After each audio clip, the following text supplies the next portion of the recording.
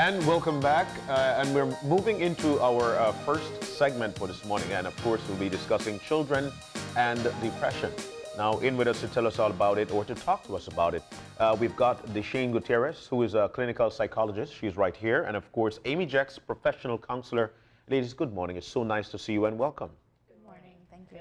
Good morning, ladies. And of course, this conversation is prompted by the very sad story of 7-year-old Antoine, who was found hanging. And I think that all of us in Belize are really trying to process this story. We're really trying to understand the how, the why, very common questions after a suicide, but and also just the possibility or image of a 7-year-old generally is not one of a child who faces complex problems where end of life seems like the only option. But of course, that's just our perspective. You guys work with the mind and you understand so much more. Tell us about the emotional development of children at that age so that we can begin to understand this. This is the age where developmentally they are getting to know their peers. They are switching a little bit from that everything happens at home to getting to know other children, other 7-year-olds, how to interact with older children, how to interact with younger children. And they're exploring the world socially a lot more at this age. And so I think this is the age where they start thinking about their self-worth and their self-esteem. And that is the key to where we would like to figure out and try to understand a little bit more about how this is possible to happen. When we look at a child at this age, developmentally, they are, like you said, cognitively, they cannot think like an adult, they cannot function like an adult, so they don't really know the concept of death, they don't understand those kinds of things. So it's a little bit tough, like you said, for adults to see what's so wrong with this child. So we have to look at other factors that are impacting the child at the moment and what has happened to the child's life before that as well. Also, I just want to add that in terms of not just emotionally, we are all born with our 5 basic emotions, anger, sadness, disgust, happiness. So we have those basic emotions, and as we interact, our family teach us how to respond to certain stimulus, how to behave, so to speak. But cognitively, we're also developing. So I think one of the concerns that people have is how can a 7-year-old contemplate suicide or even plan it? Yeah. And to be honest, that was my first question initially. But I also had to put on my thinking cap. Yeah. If we talk about, if we use the theories to try to explain what was happening, if we use Vygotsky social cognitive theory, he stipulates that based on our social interactions, we develop, so not just chronologically, but socially. So our exposure, that also determines in terms of how fast we develop in certain aspects. So sometimes we could say he's 7, but mentally is he 7? We talk about people who their age doesn't really define how mature they are. Yeah. And similar, on the opposite end, there may be people who are older, but they may act immature. Again, your exposure have a lot to say in terms of how that helps to formulate what schemas are created. So when I talk about schema, is like, what are the platform, and you add on to it. How can you accommodate new information? So it's not just emotionally, but also cognitively. Yeah. And so each case is always different because we don't know what that child is exposed to. Yeah. So that is That why word it's hard. exposure is a bit scary because it of several things. And it gives us a great opportunity to see this as well. There's a reason we don't normally report suicides, because we don't want to expose people to it and give others ideas who've been thinking about it as well, because of what some studies have shown is a copycat issue that follows. But if I think of 7-year-olds that I know, they live on YouTube. They see, and the movies show it, there's so many things. So the introduction of the concept, I don't think it's so far-fetched when you talk about exposure. And also we have to realize that right now with social media, there are a lot of challenges that don't really look at death, but they are very risky behaviors. And so they could be copycatting some of those things as well. You know, and children are very impulsive. So while we may say, well, it takes a lot of time to plan, because of the impulsivity that children have, if the idea come about, they may try it on first attempt. It may fail or may succeed.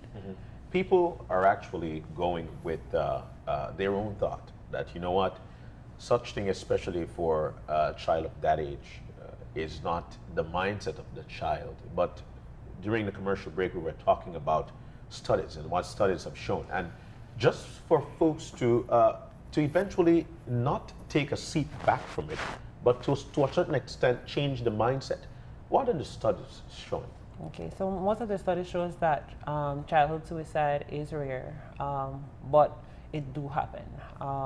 There are studies in Switzerland, for example, in Canada, that talk about children who commit suicide. What was interesting was hanging was one of the highest forms of suicide. Hanging, jumping off bridges, and firearms. Now, depending on access to firearms may be first place. So, for example, some countries, firearm it's easier to have access to. So, in that country, firearms becomes the highest form, with hanging and jumping off buildings being the second form. We have to remember that these studies, the statistics are very, very low, because there is maybe 1 in 10,000 or 1 in 100,000 children who do this below the age of 10. So we don't have a lot of statistics.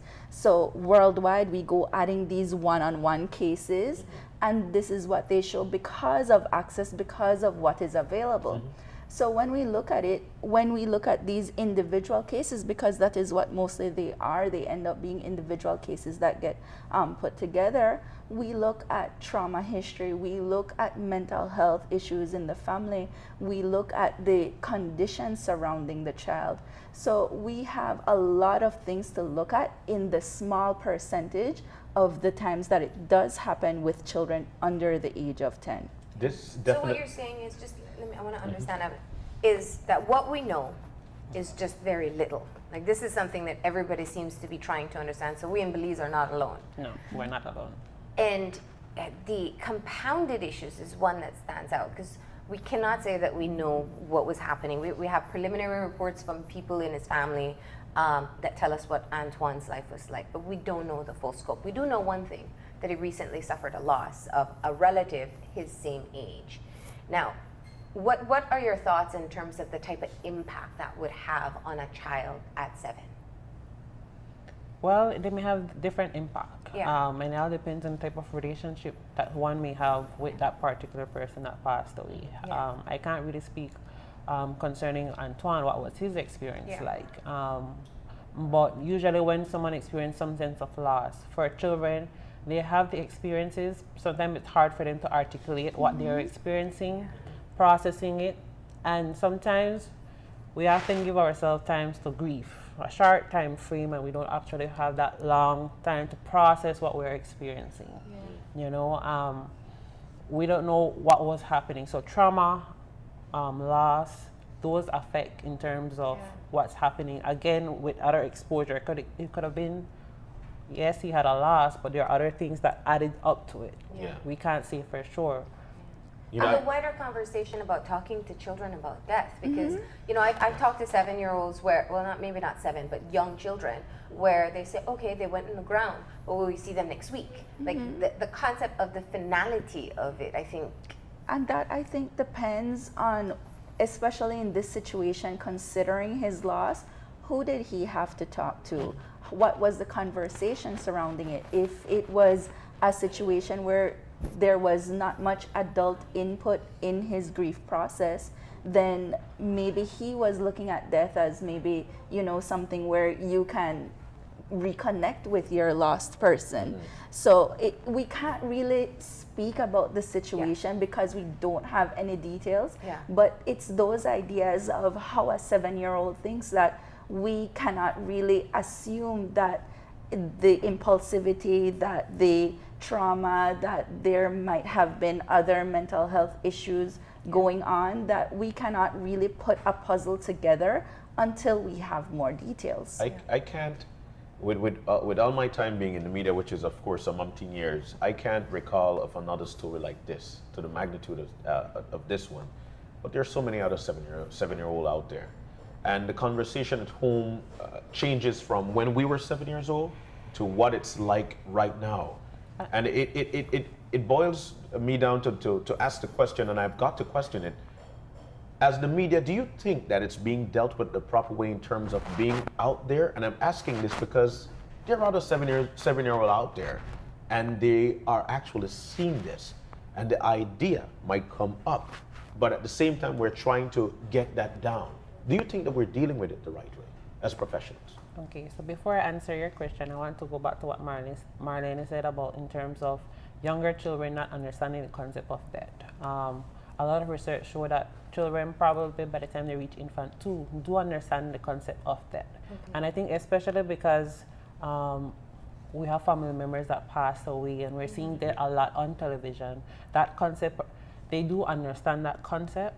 They may not call it suicide, for example, in terms of killing oneself, but they have an idea that once you pass away, that there's no coming back. So I think they do have that level of understanding, whichever how basic may be, and again, depending on their exposure, that would tell in terms of how much they understand of that, you know, the forms of killing yourself. In terms of the media, it's always tricky in terms of what children are exposed to. I know sometimes in the best interest of presenting news, we share a lot of what is happening, and that is the tricky issue in terms of how much should the media report. You know, yes, citizens want to know what's happening, but also, like Marlene mentioned, the copy effect, you know, and details of it, because then that breeds curiosity. And when you're curious, now everyone have access to the internet. You know, you couldn't research it. So it's also that fine line. It really is a fine line in terms of how you talk about it, the terms that you use. You know, do you make it seem like a fantasy, something good? Or, so it's also the tone. It's not just stating what happened, but the tone that you use. You know, sometimes we get fancy with the words that we want to describe. We glorify it. And I think that is the issue when you glorify what has happened. In terms of talking about the topic, it's very important that we talk about it, but how we talk about it, I think that is what is important. So a conversation like this is very healthy for our community because we do need to debrief. We do need to put the concept out there. We do want to bring awareness to the topic as well. But the other way we have to look at it is the right of the child as well. How much do we respect the family? How much do we respect his relatives? How much do we respect him as well? So again, that goes back to the fine line of how much does the media report, and how curious should we as a community be? Do we pry? Do we want to be peeping toms into this person's life and their issues? Or do we genuinely want to start a conversation and raise awareness? And you know, because suicide is so taboo, it's difficult to kind of straddle that line. I'm not speaking in media, I'm talking as regular people, because I can imagine there's some parents at home who just want to shield their child from the story. You know, that's natural instinct. Maybe if they don't hear that children this age do it, maybe they'll never do it, never think of it. At the same time, it is important that we have the wider conversation as a community, because we have to destigmatize what is happening. Now, the opposite effect of protecting people from possibly copycatting suicide is that Belizeans or wider public or viewers are unaware of how common it is. So you don't hear about it, so you think it's rare, but we don't tell you about it because we don't want others to do it. So this particular case, because of its uniqueness, gives us, and I agree, there's no disrespect that we want to place on this family. This has got to be the hardest time in their life. But just to bring it back to children in general, depression and signs of suicide, this is the time that we can, all of us can learn about it. And are there signs? How do I know if my 7-year-old is not just upset because he didn't get the snack that he wanted, or suicidal. I know. No, there are several things we can look out for.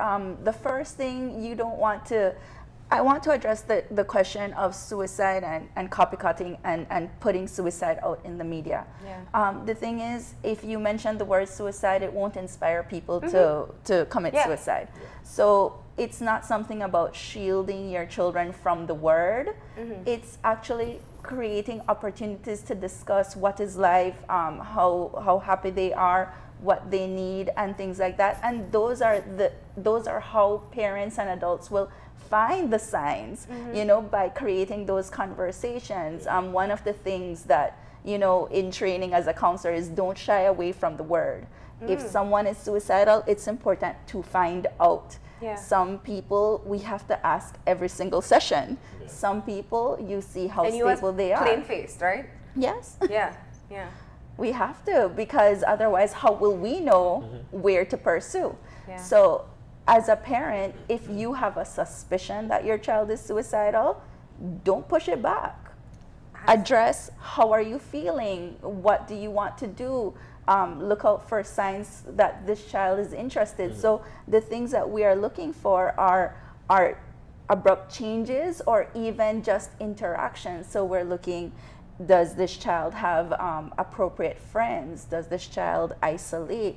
Does this child, what about their mood? Are they interacting? Are they happy children? Are they, when they are angry, can they control it, or is it something that is a tantrum? Are we looking at extreme behaviors as well? Because we're not just looking for a sad, withdrawn child. These children who have depression, sometimes they're sad and isolated, but sometimes they interact and sometimes they become explosive. So in a child, depression and bipolar disorder do not look like a typical adult. Yeah. And that's the greatest challenge, because we see them through our lens. Yeah. And also is listening to what they say. You know, I wish I knew there. You want to probe what you mean, you know, what's happening. You know, sometimes they say certain things and we may take it like, oh, they're just mad right now. But you want to monitor how often do they say it. Because like I mentioned earlier, there's some level of impulsivity. There are signs in terms of changing moods, yes, but that impulsivity makes it more dangerous in terms of we don't know when they will act on I wish I never met. What are their terms? You know, is it just a passive thought that, you know what, right now I just want to disappear from here, or is it that they've thought about it in some form or sense in terms of I don't want to be here any at all? Understanding the concept of what that is. In terms of like what she was saying, in terms of the change in moods, you know, we know our children. How long do they stay when they're angry, when they're sad? Is there a mood change? Is there a change in their appetite? Children tend to be more irritable and angry compared to sad. Adults and teenagers tend to show more of the sad side sometimes, but children show more irritability and anger.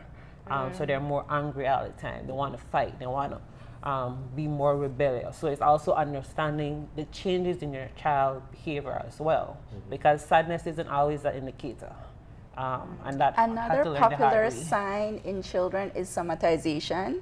So the belly pains that don't go away, the headaches that don't go away. Mommy, I just feel bad, you know, I don't want to interact, I have a headache. Those kinds of things are very indicative when they don't have a physical ailment, and they always complain of physical you know, illnesses.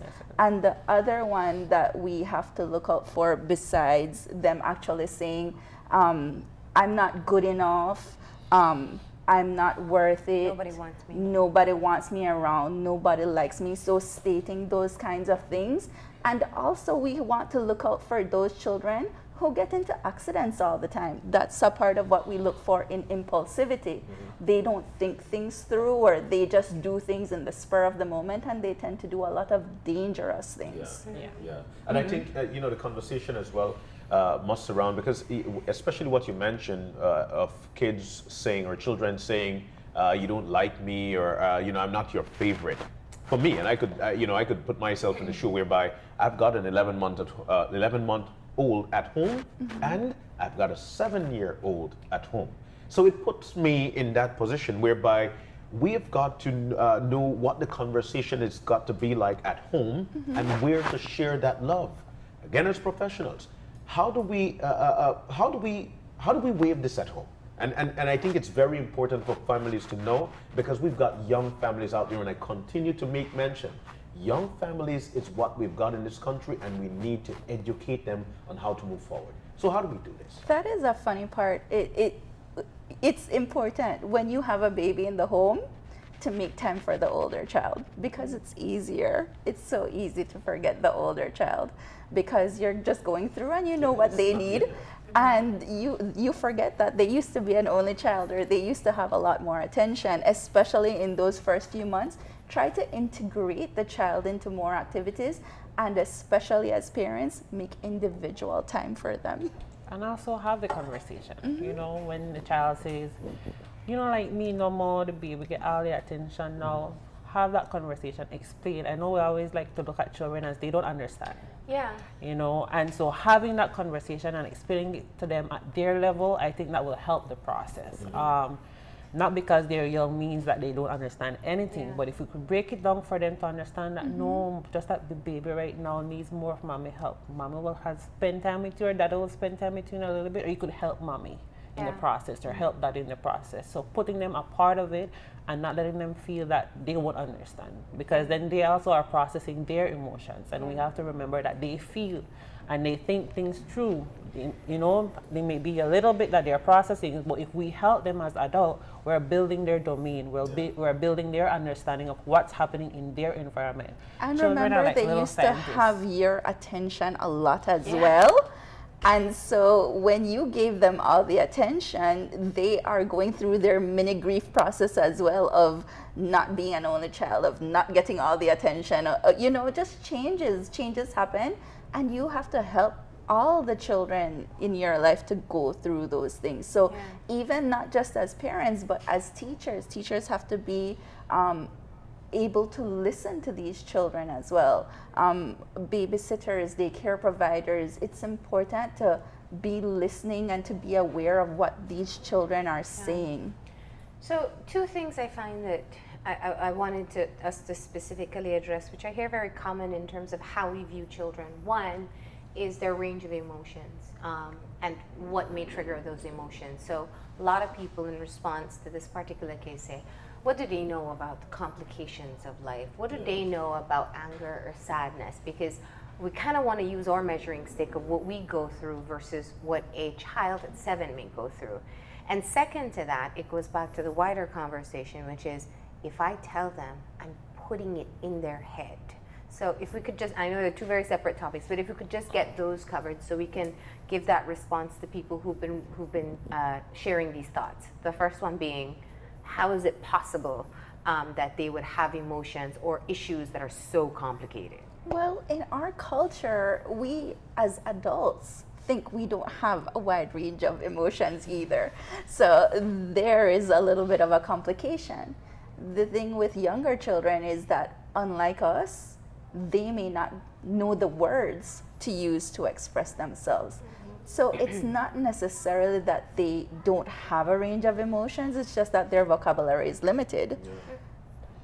Yeah, and I was asked the question. So for example, have you ever done something that was like, whoa, never experienced it before, and you couldn't even describe what you were feeling? Yeah. Imagine children now. You're adults. And it's still hard for you to identify, to describe that new experience. Now, children are still learning words. They're still learning from their experiences. So for them, it's even harder to understand all these emotions. Is it really sad? Is it excitement? You know, the differentiation. How happy is it at a 5? Is it at a 1? And going back to modeling as well, if they have never seen the parents go through grief, or if they see the parents react in a certain way, they are picking that up as modeling as well. So they are limited by their experiences as well, because if they are dealing with something they don't know and they've never seen someone go through that, they don't know what to do either. Yeah, so they're coping with the emotions is what is limited. But they have all the emotions that we have, Yes, from they have. extreme anger and sadness to extreme joy. Yes. Because we seem to only see them as happy children. We always say that's how we rephrase. They're happy children. They're innocent children. They're safe from all the trials and tribulations of this world. But it's not true. But we have this label of, oh, this one grew up before their time. Yeah. I grew up before my time. By the time I was 10, I was already cleaning the house, taking care of my 4 younger siblings, So we do have those not happy children, not the typical things that we expect to see in books and TV shows and things like that. It's just that we brush those under the rug. I like to encourage people to watch Inside Out. For me, that is a great animated movie that shows that children have those 5 basic emotions that we all have. Inside Out. That's a great movie. It's a Disney movie, but it talks about anger, it talks about happiness, it talks about sadness, it talks about joy. And it talks about disgust. Now, what I like about it, it shows that sadness plays a role. Sadness was always sad, and they didn't want to be there because she felt that she was affecting what was happening.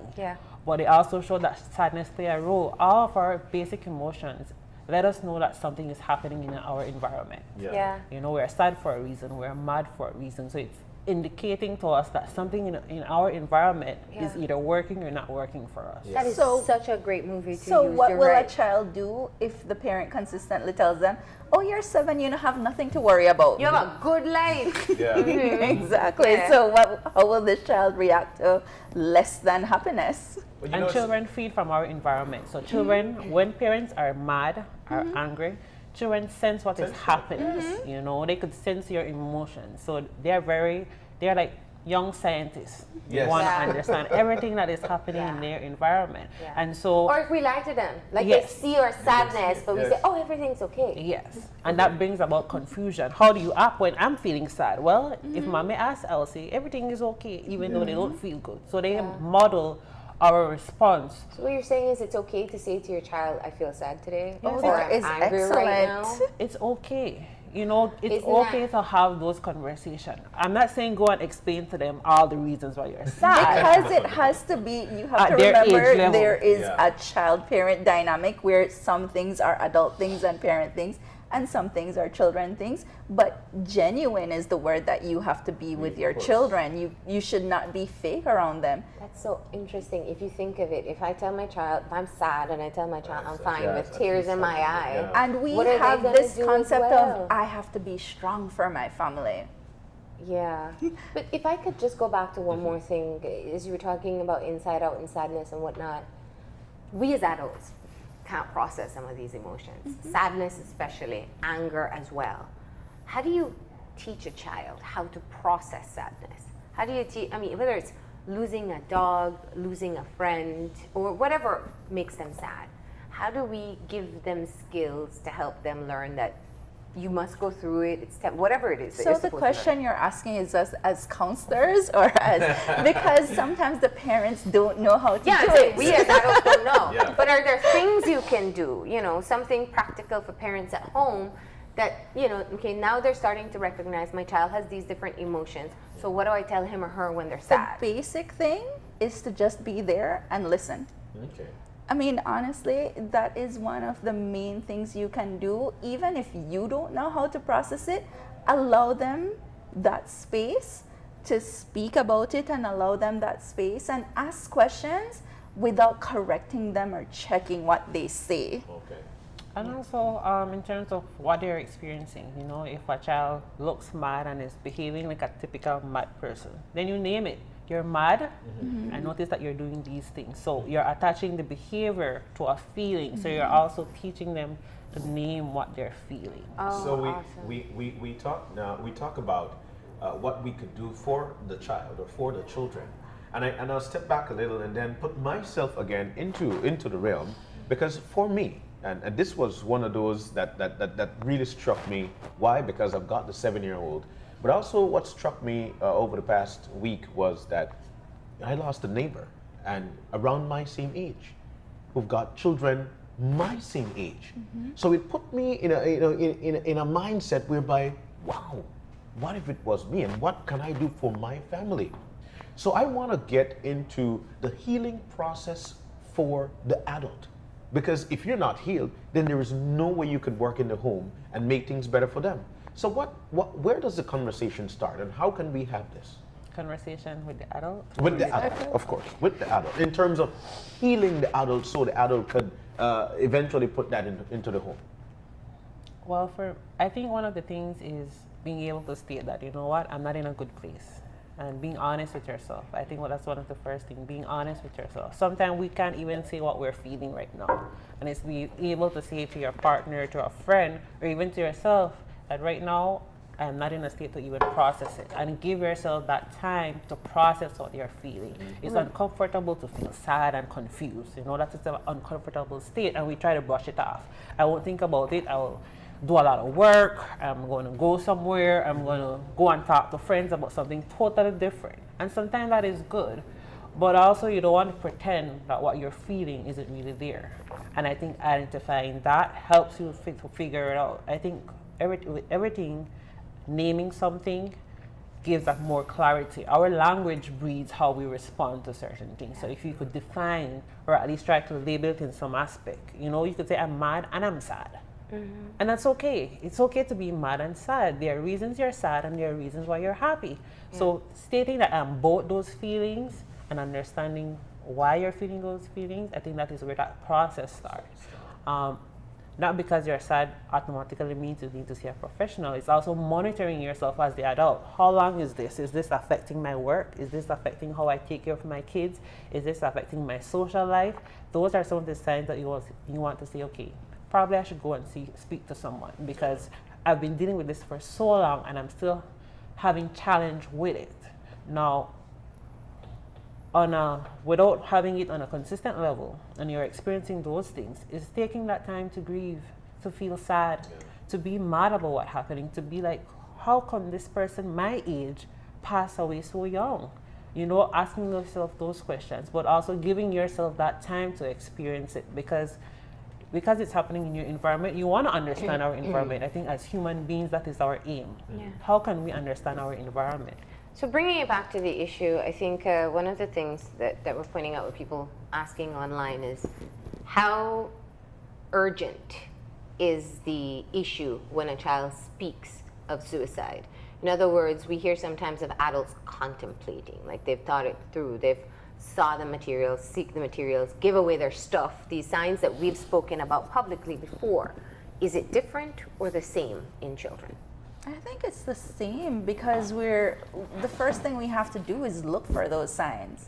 You know, and the children do the same things. They talk about not wanting to be around. They talk about giving away their things. They talk about not engaging and not enjoying the activities they used to enjoy anymore. So it's the same things that we're looking at. So when you talk about the urgency of taking a 5 or a 7 or an 8-year-old to therapy versus a 21-year-old who you want to encourage them to go on their own, I think the difference there is, if you see that there is an urgency, you want to get that addressed. It is not normal. It is very rare for a child younger than 7 to be making these sorts of statements. So there is a sense of urgency in it. And by the time you are 21, you already have a pattern of reactions that you have established.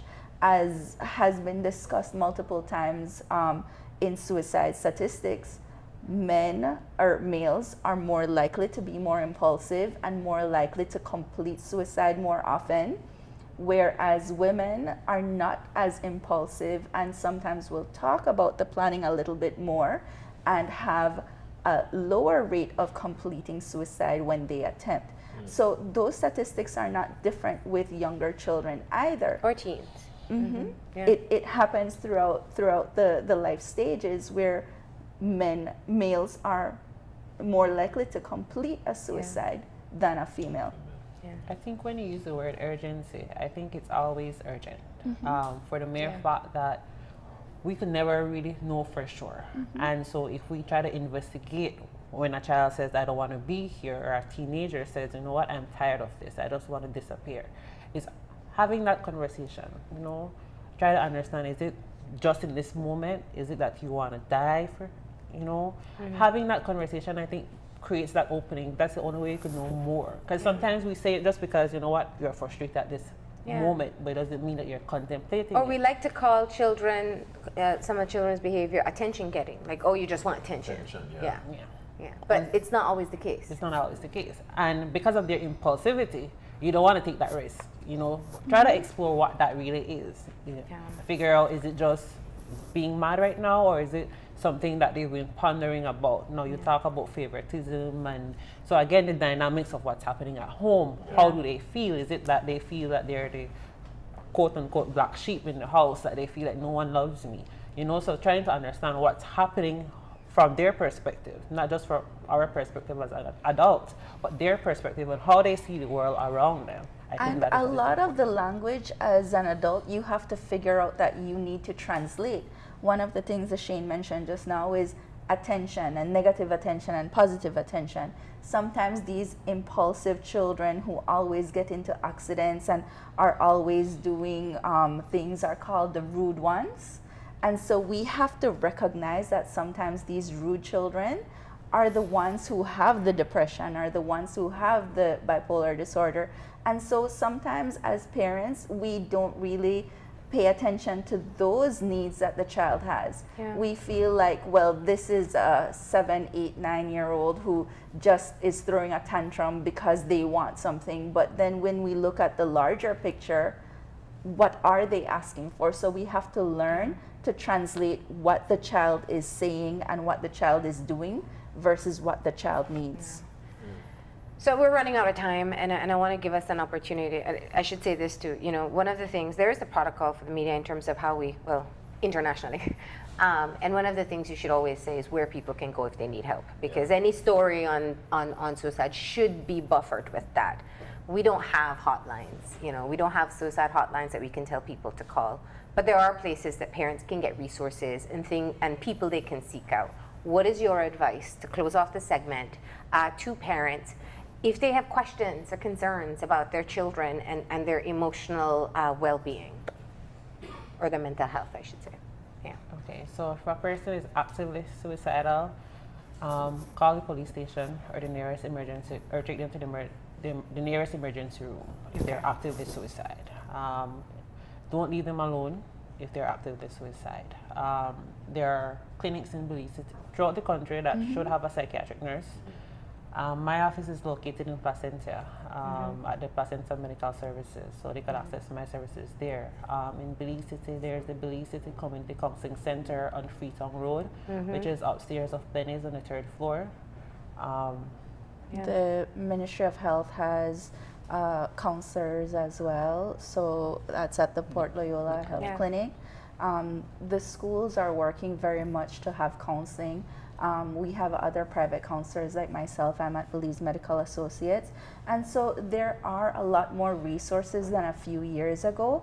And we can always talk to other people who we trust, our bosses, our church leaders. You know, these people have our human resources departments.